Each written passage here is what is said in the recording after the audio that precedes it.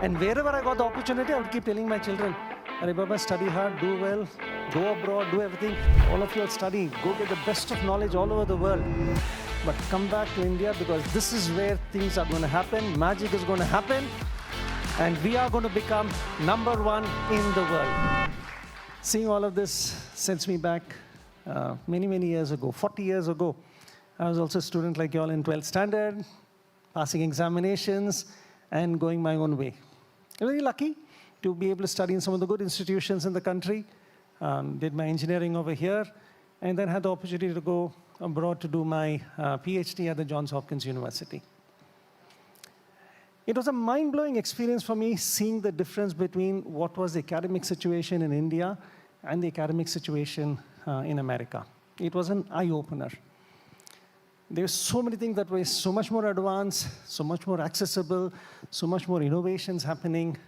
I really loved my time over there. Yeah, spent 5 years, finished my PhD, and then started working over there as well.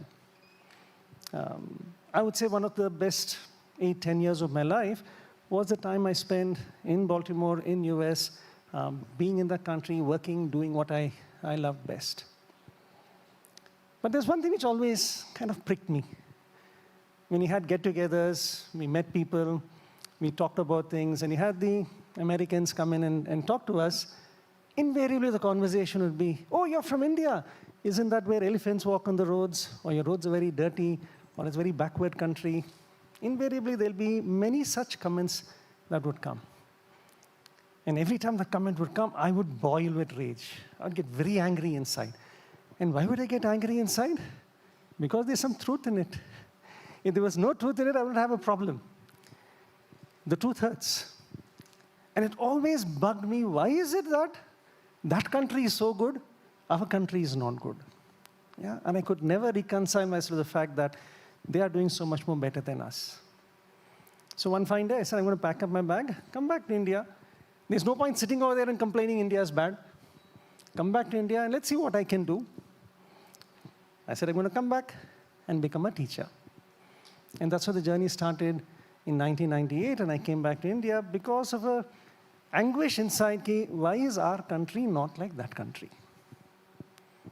I'll pause the story over here for a moment and share one more story, a real-life story. I was just reading it today. There was an investiture ceremony, and they said, share some speech. So I was just looking at some interesting stories, and I came across this gentleman. His name is Dashrath Manjhi. Anyone heard of him? Ah, how many of y'all seen the movie Mountain Man? Ah, I'm seeing a few over here. I was absolutely blown away by this true story. So who's this Dashrath Manjhi? He's not a gentleman with any titles. He didn't have any badge. He was not good at making speeches. But his actions made him a true leader. So he was a poor laborer in a small village in Bihar. As a laborer, the only thing he knew was to take his hammer and sickle and break stones, break the rocks, and make things for construction. He was in a small village which had a town a little ways away, that for children to go to school would have to go to that town. If people fell sick, the only hospital was in that town. So not so bad. The only issue was there was a mountain standing between his village and the town. And so for the child to go to the school there, or for a sick person to go to the hospital there, they had to travel all the way around the mountain for 55 kilometers before they reached the hospital. And that was the state of that village. They said, oh, we can't do anything. Unfortunately, one day, Dashrath's wife fell sick, and she was very ill. He had to scrounge around to get a bullock cart to take his wife to go to the hospital.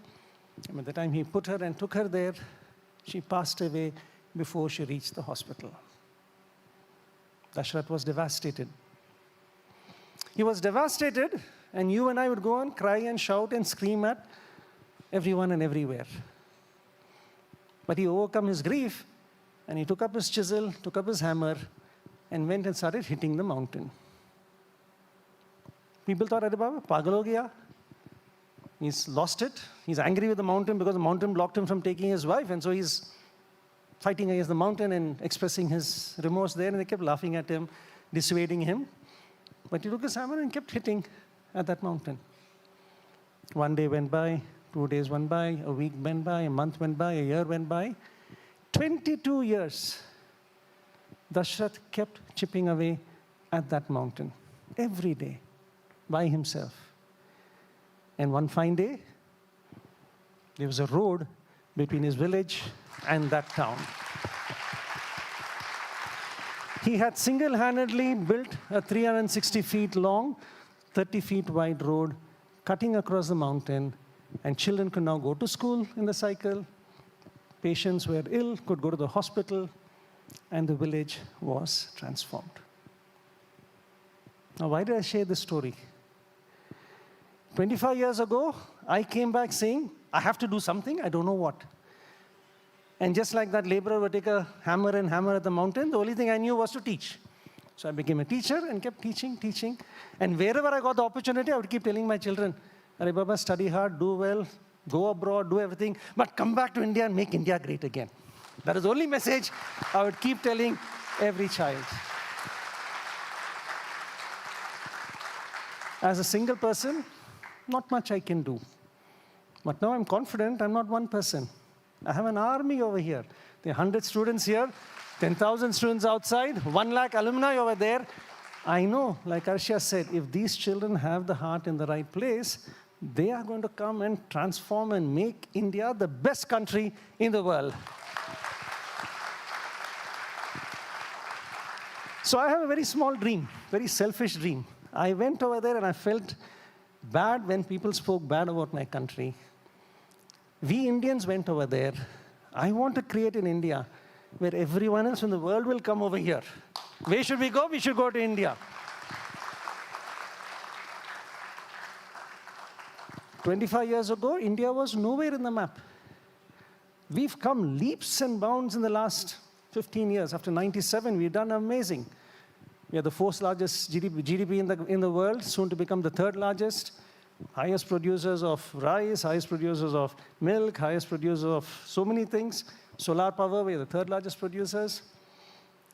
I have no doubt in my mind, the next 20 years are the golden years in India. All of you will study, go get the best of knowledge all over the world. But come back to India because this is where things are going to happen, magic is going to happen, and we are going to become #1 in the world. So let's hear some noise if you all believe, if you all feel, if you all want India to become the #1 nation in the world. I like that. Now, more importantly, let's hear some noise if you are willing to come back and make India #1 in the world to make it happen. Let's hear some noise. 22 years from now, India should become a developed nation. I say not developed nation. India should become the #1 nation. Do we believe? And let's hear some noise if India can become Viksit Bharat by 2047. Let's hear it.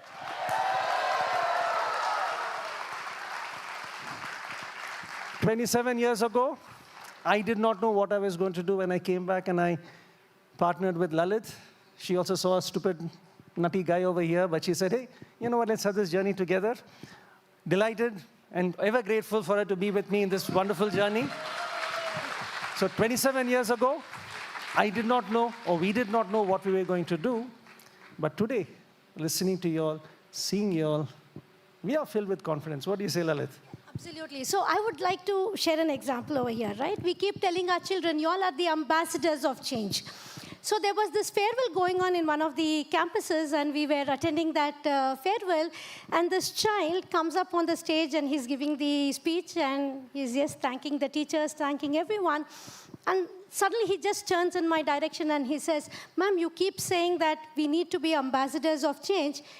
He said, we are not going to be ambassadors of change. So what would happen if a child said that? Stunned silence, right? The whole place till then was filled with energy. Suddenly there was stunned silence. And this child said, ma'am, we will not be ambassadors of change, but we will be Lamborghinis of change. That's what the child said. He said, we will change the way everything operates over here, and we promise you that Deeksha students will stand apart. We will ensure that the vision with which Deeksha was started will hold true. And to that, many of our children are coming back to us.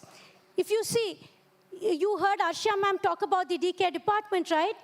We have a new entrant into the department. She comes and says, I was a student in the main campus. I have seen all of you all over there.